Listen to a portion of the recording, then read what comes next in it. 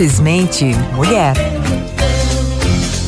Tá aí o nosso super quadro sobre o universo feminino, Simplesmente Mulher, aqui com a Jussara Armucci, hoje na companhia muito especial da Ieda Weidzik. Gabriela Souto é professora de inglês. Ela deu uma entrevista ao podcast Maria Vai com as Outras, da revista Piauí, que eu já comentei aqui. Ela tem 1,69, quase a minha altura. Pesa entre 72 a 75 quilos. Nunca diz um peso certo, ó, entre isso e aquilo. Entre aspas, o menos que já pesei, ela afirmou. Eu vou pedir agora que a doutora Ieda leia o início da fala da Gabriela ao podcast. Abre aspas. É uma briga antiga. Fui feliz e infeliz com todas as formas que já tive. Já pesei quase 110 quilos. Só na adolescência eu era mais magra. Depois que casei, eu passei a comer mais e a comer mal. Parei de fazer exercícios. Um dos nossos maiores prazeres era sair para comer em restaurantes. Engordei 40 quilos. Eu era feliz. Acho que eram as pessoas que estavam mais incomodadas comigo. Foi observando uma foto que me toquei. Mesmo depois da bariátrica, eu sempre tenho que controlar o que como. Conta ao blog Gabriela, fecha aspas. Mulheres obesas ganham $7 a menos do que as magras. Abre aspas. Percebi que a partir do momento que fiquei magra, eu passei a ser melhor tratada pelos outros. Quando fiz a cirurgia, eu estava de férias. E quando voltei, todos passaram a me tratar melhor, inclusive os alunos. Eu não passava a ideia de que estava mais organizada. As pessoas acham que quem tem sobrepeso não é organizado. E por isso não perde peso. Mas isso não é verdade. Eu perdi peso e continuo desorganizada, afirma a professora de inglês. E os homens? O que disseram os homens? Abre aspas. Fiquei irritada porque, como assim? Antes ninguém me olhava e agora olham.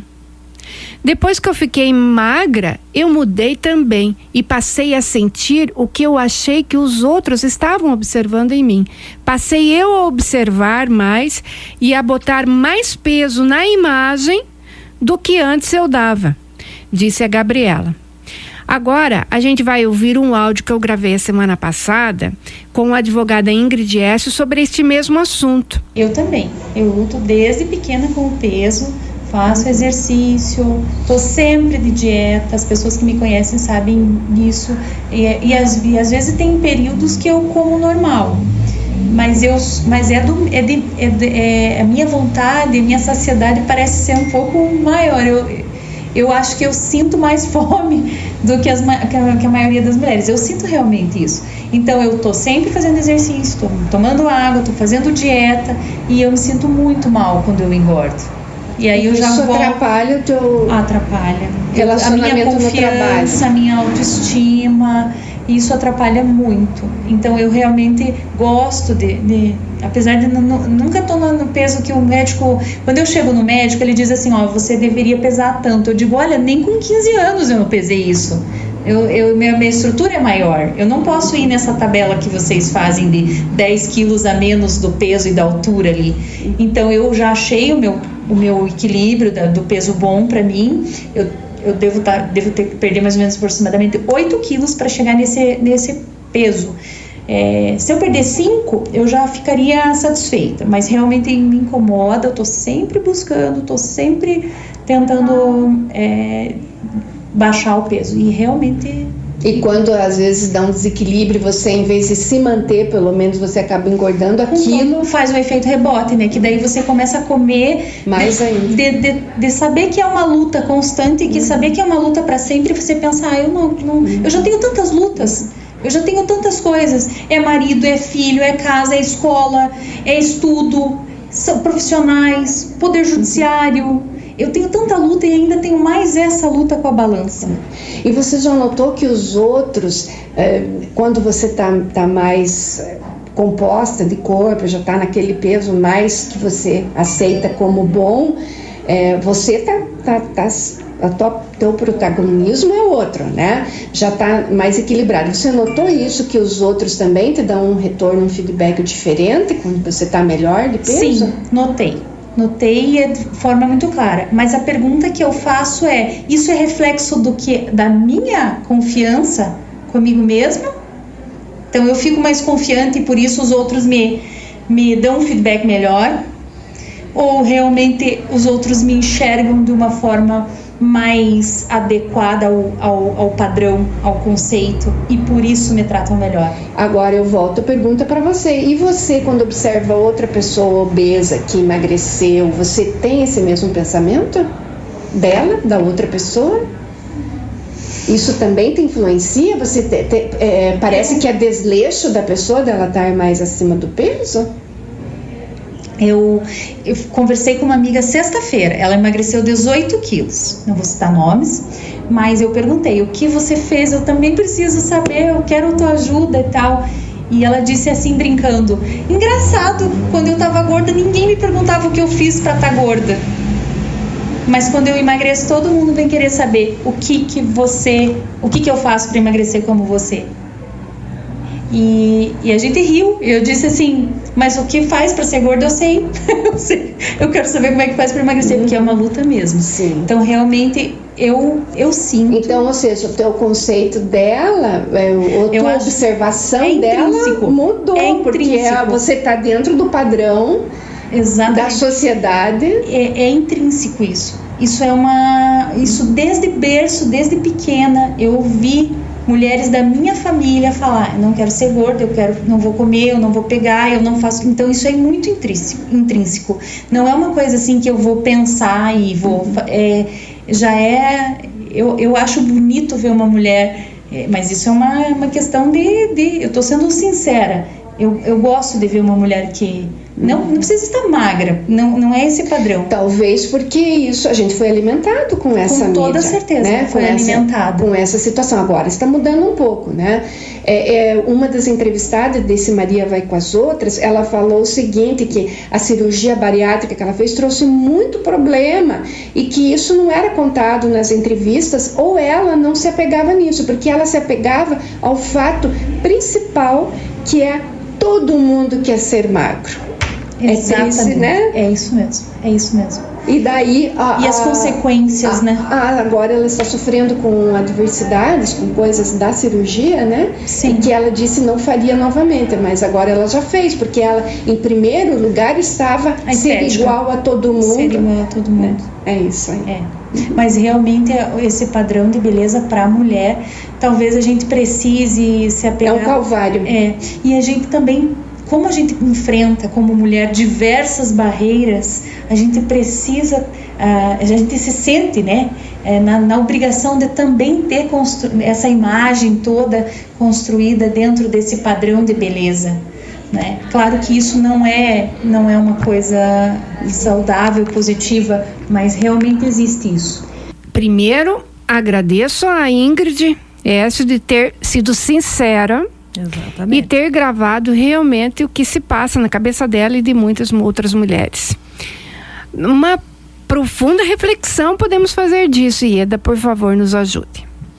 Então, eu conheço muito bem a Ingrid e ela é uma pessoa que eu admiro, porque ela tem essa personalidade, efetivamente, de dizer o que pensa. Não são todas as pessoas, principalmente na posição que ela ocupa dentro da sociedade, como advogada, como até liderança de outras mulheres.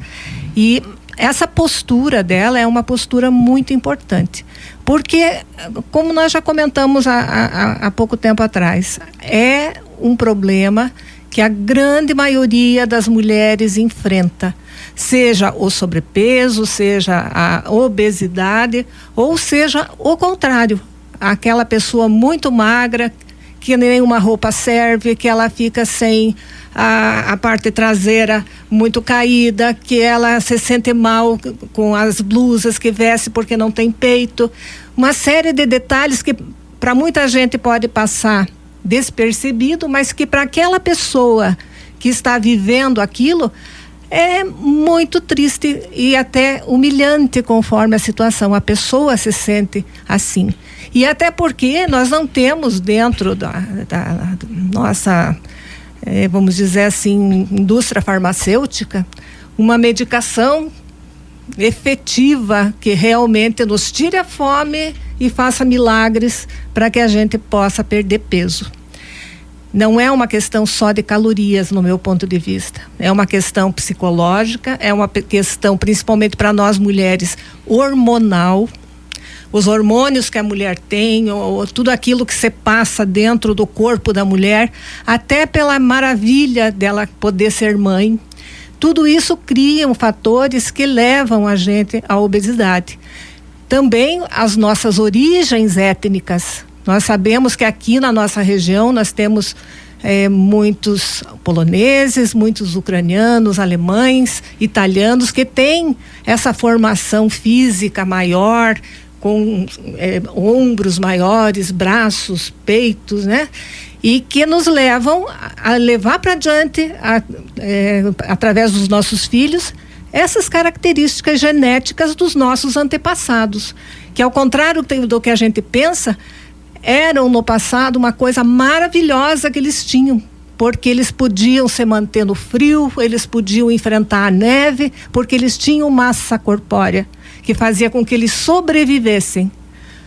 Nossa realidade hoje é diferente. Nós não precisamos de toda esta massa, mas a natureza humana, ela leva tempo para ela se readaptar. E nós hoje convivemos com essa dificuldade. Então a gente tem que levar em conta tudo isso dentro de cada um de nós, para que a gente possa, primeiro, se aceitar um pouco melhor, né? Saber por que você é assim, ou você é assado, ou você tem o braço grande, ou você tem coxa larga, enfim. E também saber que não é só a comida, não é só a caloria. Não, é preciso se tratar a pessoa como um todo para que ela possa emagrecer. Tanto que a bariátrica também não é uma coisa assim que simplesmente você faz a bariátrica e você, como num passe de mágica, você também emagrece. Eu conheço pessoas que fizeram a bariátrica, emagreceram um tanto e depois elas não conseguem emagrecer. Porque o contexto é muito mais profundo do que simplesmente caloria.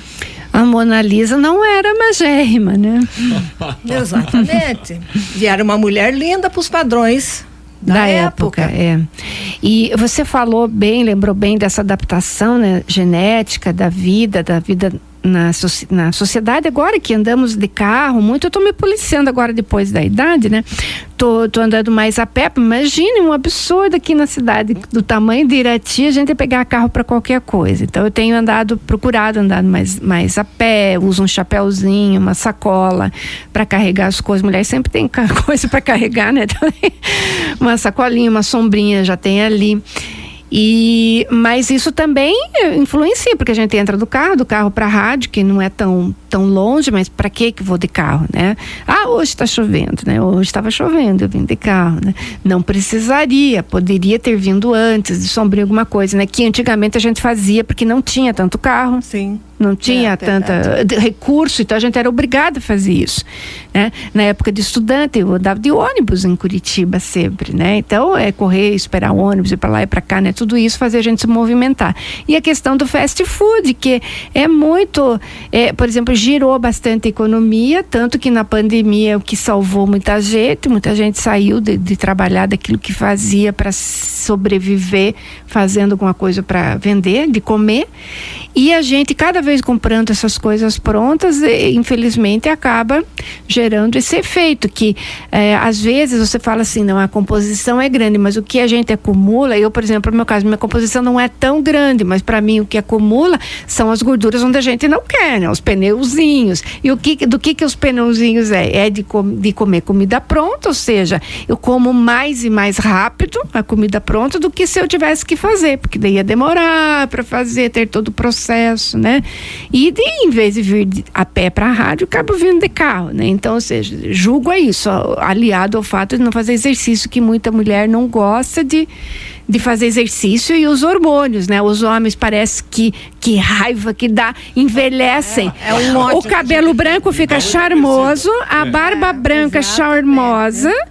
E a barriguinha é sinal de respeito, às vezes. E muito pouco, porque os hormônios deixam ele magro e a mulher é o contrário.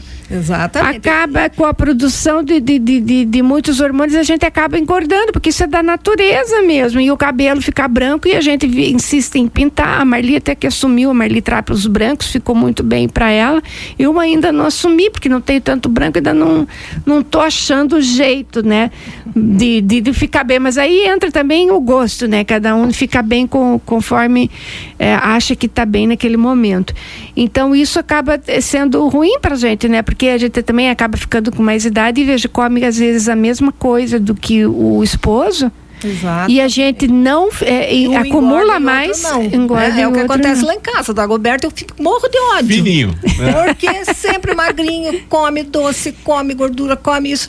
Que agora ele tá com uma dieta bem, vamos falar, ele tá me ouvindo lá, ele vai me brigar comigo depois. Mas ele faz uma dieta super saudável, mas come o seu doce, mas come o seu pão, né? Vá você fazer isso. Você já, só de olhar para o doce, você já ganha 2 quilos. E além de tudo, né, a obesidade tem toda essa questão estética, comportamental, sociológica, né? Mas ela também é questão de saúde, né? Dados aí de 2021, né, Jussara, apontam que pelo menos 30% da população brasileira está em obesidade. Não é só em sobrepeso, é em obesidade, né? Que são características aí definidas por algum conjunto de números, né? Que coloca lá o IMC para cima ou para baixo, né? Então não vamos entrar em muitos detalhes aqui, mas é algo que inclusive sobrecarrega a saúde pública como um todo também, né? Exatamente, exatamente. E isso, aí nós voltamos àquela história das calorias. Embora não sejam só as calorias que fazem você engordar, mas elas somadas a todos os outros fatores e a comida ruim que você muitas vezes come, não é comida ruim de ser mal feita ou coisa parecida, mas de ter componentes muito químicos nessa comida que vai intoxicando o nosso organismo, causando inflamação no organismo, que é essa inflamação que faz com que a gente engorde, que o organismo não consiga queimar as calorias que a gente tem a mais. E isso tudo vem da nossa indústria alimentícia. Nós temos que falar isso também, que hoje não existe por parte do nosso governo federal, vamos dizer assim, das instâncias que poderiam tomar providências com relação a tudo que a população brasileira come, de se diminuir a questão dos conservantes, a parte química dos alimentos, a quantidade de açúcar, a quantidade de gordura, da gordura ruim que existe nos alimentos. Um pouco de controle disso é muito necessário, porque é só olhar na comunidade. Quando você tem uma reunião das famílias, uma festa, que você se vê junto de todo mundo, a gente nota que a maioria da população engordou. E isso, como você disse muito bem, vai fazer um mal muito grande para a saúde pública do Brasil inteiro, porque a quantidade de diabetes, de pressão alta, de doenças cardíacas, enfim, uma série de outros problemas de saúde que são decorrentes da obesidade. E também depressão, né, Ida? Por que não, né? Porque a pessoa que acaba acumulando aí um sobrepeso durante muitos e muitos anos, né, e não assume isso para ela, como não é da condição dela, não era a condição natural e ela passou a ser obesa depois de um certo tempo, ela também vai entrar aí numa situação em que a gente não sabe quem nasceu primeiro, né? Se é a ansiedade que chegou, né? Ou se foi ela que trouxe o sobrepeso. Se sente fracassada, né? Porque é uma luta tão inglória essa, que você luta, você emagrece 2, 3 quilos, e se você descuidar, você engorda mais do que o dobro, 5 né? quilos. Você falou nessa questão da classe que é mais assalariada, com as mulheres, por exemplo, né? Uma mulher que trabalha de diarista, sim, por exemplo, ela dá um duro danado o dia todo. Aí chega em casa, tem que dar o duro na casa ainda, e com os filhos também. E aí o que ela vai comer? Ela tem que matar aquela fome. Primeiro ela tem que ter força para trabalhar. Então é o pão, é o sanduíche. É aquilo que lhe dá, né, conforto, né? Também o que lhe dá conforto, afinal de contas, ela deu um duro o dia inteiro. E ainda chegou em casa, teve que dar mais duro ainda. E também para ela ter força para o dia seguinte ela poder fazer, porque esse serviço de casa para mim é o pior serviço que tem, né?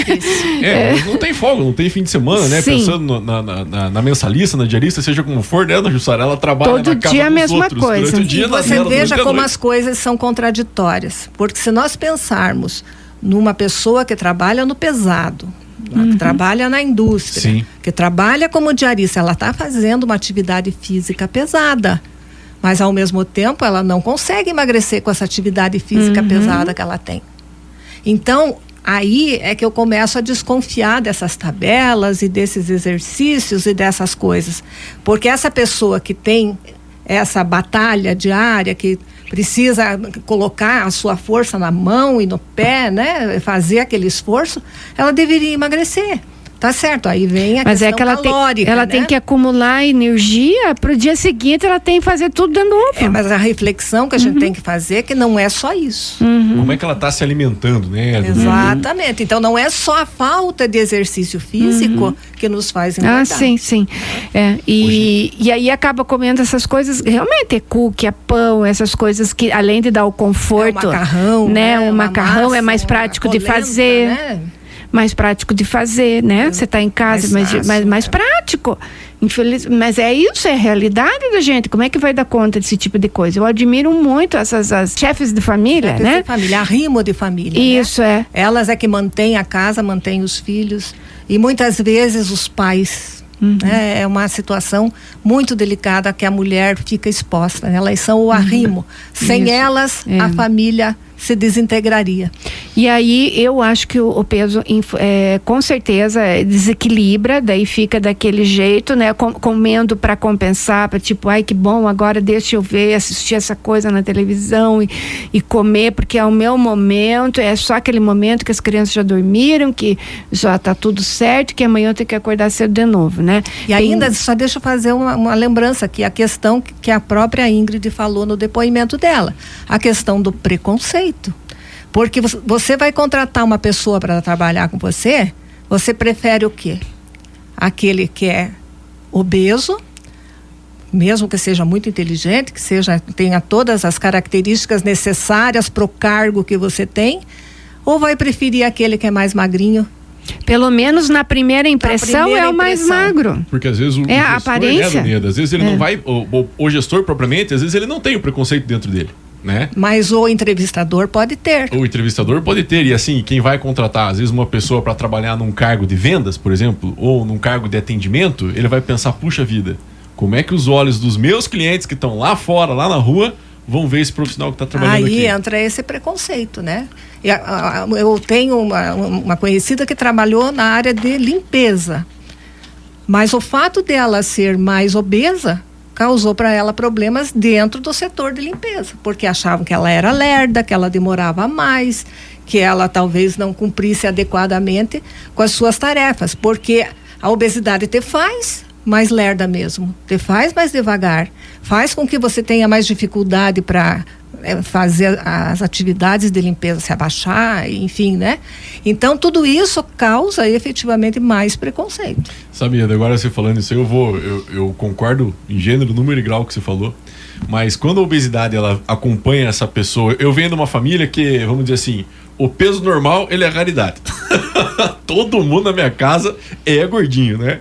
E aí o que acontece? A gente vem desde criança, né? Crescendo com isso e tudo mais, né? Vendo a mãe, a tia, a avó, o vô, todo mundo mais cheinho, né? E acaba que esse sobrepeso chega a um certo ponto, um certo momento, que ele não te atrapalha mais. Mas você sabe o que as pessoas pensam de você. Então essa é uma história que aconteceu com a minha tia, com a Bia. Daí eu posso contar porque, olha, ela conta isso e comemora muitas vezes. Ela é professora de educação física, montava aí uns times de futebol de salão, masculino, feminino, né, basquete também, vôlei, Fernandes Pinheiro ali, que olha, chegava aqui em Irati e dava muito trabalho quando não dava baile no povo aí, né, no futsal feminino principalmente. E certa vez ela contando, eu inclusive encontrei esse cidadão há pouco tempo atrás, o técnico do time adversário, né, deu uma medida nela, assim, né, ela gordinha, comandando o pessoal no aquecimento ali e tudo mais, e ela sentiu aquilo e levou isso como motivação pro lado dela. Falou assim, ó, é hoje que eu vou dar um couro nesse povo aí que vai ficar pra história, e não deu outra, viu, Ieda? Foi isso mesmo que aconteceu, né, o time de futsal dela acabou aí classificando e indo muito mais adiante nas competições. O time que foi vice-campeão estadual nos Jogos da Juventude do Paraná, vindo de uma cidade que na época devia ter 4, 5 mil habitantes, né, fazendo frente aí a cidades grandes, né? Fase final dos Jogos da Juventude, você pega Ponta Grossa, Maringá, Londrina, Curitiba, né? Com o time da Juventude ainda tem. E ela mandando bala. E agora, depois de tanto tempo, ela emagreceu. Né? Naquele ritmo de vida que ela tinha, trabalhando de manhã, de tarde, de noite como professora, realmente não comia uma bolacha nos intervalos, tudo isso não dá tempo de comer certo, né? É que esse combustível que serviu para ela também é muito importante, né? Que a gente de repente use para que a gente consiga entrar num processo de emagrecimento. Mas vamos combinar, não é fácil, né? Não é uma coisa simples, não é uma coisa assim que a gente saiba que... Agora, quando você vive numa família que é um pouquinho mais cheinha, né? É como se você tá mais confortável, né? Você tá mais confortável.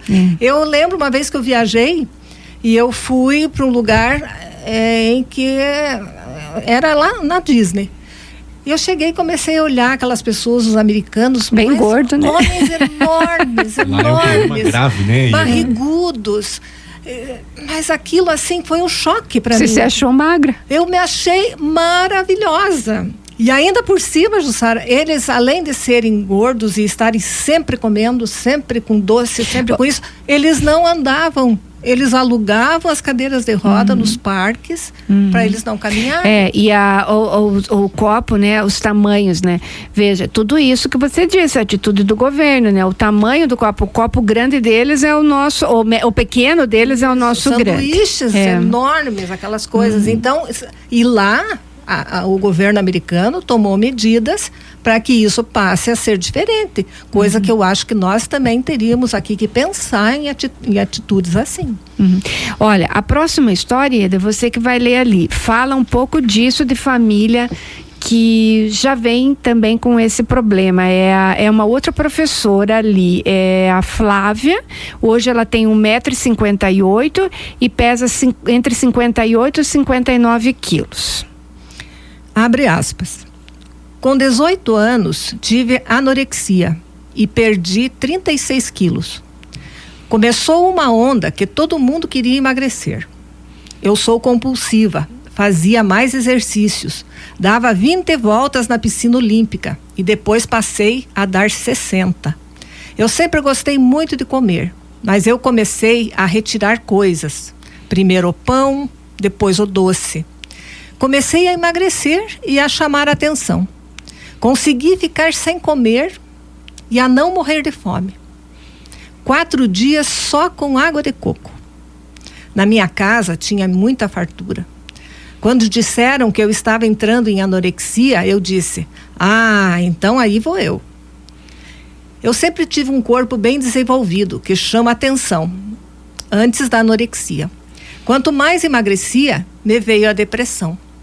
Cheguei a pesar 35 quilos e 900 gramas. A questão da anorexia é que você acha que tem controle de tudo. E eu sempre gostei de comer. Daí eu fiz um trato, que eu não comeria coisas que engordassem. Quando a gente vê a foto, é que marca. O rosto ficou deformado. Eu tinha de ser muito boa em tudo. Eu era mestre em fazer vestibular. Comecei a fazer direito e desisti. Eu me cobrava muito. Com relação à comida, sempre foi um ponto fraco. Essa parte eu coloquei para falar da compulsão, porque isso também tem a ver. A pessoa, tô nervosa, uma bolachinha aqui. Às vezes a pessoa até pensa que não está comendo tanto, e tá também, né? Que às vezes o nutricionista fala assim, não, escreva lá o que você está comendo. Então, essa compulsão, fazer exercício não dá, tem que fazer 60 piscinas, só 30 não dá, né? Então, aí fica nesse, ou a anorexia ou gorda demais. Então, a compulsão também é um fator que interfere. Aquela pessoa que bebe muito, né? Acaba comendo muito e acaba fazendo tudo em exagero e aí acaba perdendo o controle de tudo aquilo que a gente sempre busca, que é o equilíbrio. A compulsão, a ansiedade, essas questões psicológicas que nos afetam, elas são muito pesadas, muito difíceis. Eu conheci uma moça que tinha anorexia, a família desesperada. Era uma menina de 13 anos que estava pesando 20 e poucos quilos. Ela simplesmente se olhava no espelho e achava que estava gorda, porque a cabeça dela estava com funcionamento que não era o correto. Muito tratamento, muito remédio para conseguir fazer com que a menina voltasse a ter um pensamento normal. Pensamento normal é difícil de falar, porque ninguém aqui é normal, né? Todos nós somos um pouquinho loucos, um pouquinho fora da casinha, né? Diferentes um do outro.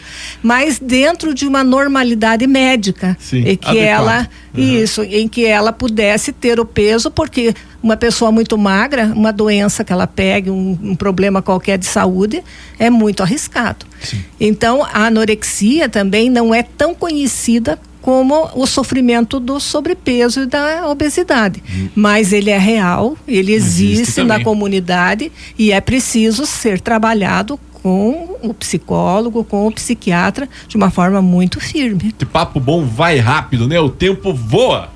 Eu vou deixar meu tempo para Ieda encerrar e quero agradecer, Ieda, de coração, e quero você mais vezes aqui com a gente. Nossa, porque é tão importante as pessoas verem que as pessoas que às vezes pensam, não, está no poder, ou está bem, fala bem e tal, como a gente vive, padece do mesmo mal, né? As mulheres vivem tudo isso. Exatamente, eu acho que nós todas somos irmãs nesses problemas. Uma não é melhor do que a outra, ou menos que a outra, ou sofre mais ou sofre menos pela condição social ou pela condição cultural. Esse é um mal que atinge a todas nós mulheres. Primeiro, a questão de insegurança, que o sobrepeso ou a própria magreza muito grande traz. E todas nós somos muito assim atingidas, somos vítimas desse tipo de preconceito que nós próprias temos contra nós mesmos. É uma coisa muito triste de se falar, mas nós mulheres somos muito assim... como é que a palavra me fugiu aqui agora, mas a gente ataca as outras mulheres. Não somos companheiras. Não somos companheiras, não somos, não temos falta aquele... um pouco de empatia. De empatia para ver que todos nós sofremos do mesmo problema. E os julgamentos acontecem e tal. Então, a mensagem que eu acho importante de deixar para todo mundo é que nós padecemos dos problemas iguais e temos que lutar para que esses problemas sejam resolvidos da melhor forma possível, seja através da indústria dos alimentos, seja através da indústria da moda, que nos obriga a um padrão de tamanho também que é muito injusto. Tanto que eu digo que só se vende roupa para coreano, porque você não acha roupa para você comprar. É uma coisa assim e que deixa a gente muito fracassado, se sentindo fracassado. Não é fácil, né, Edu? Olha, eu quero agradecer pela presença da senhora aqui, da Jussara também. Olha, eu com os pronomes de tratamento me equivocando aqui, né? Mas quero, assim, de antemão dizer que esse assunto aí merecia mais um dia, né, dona Jussara? Vamos marcar outras vezes com a Ieda, sim. Com certeza. Para falar aí sobre obesidade que tá aí tão presente na população e que, como diz o Paulo Sava aqui, né? Que eu sei que sou gordinha e ainda tiro onda disso, né? Ainda tem que levar com bom humor para poder fazer a coisa andar, né? Obrigado, viu, dona Ieda? Eu que agradeço a oportunidade de estar aqui com vocês. Muito bem, Jussara. Até mais. Tchau, tchau.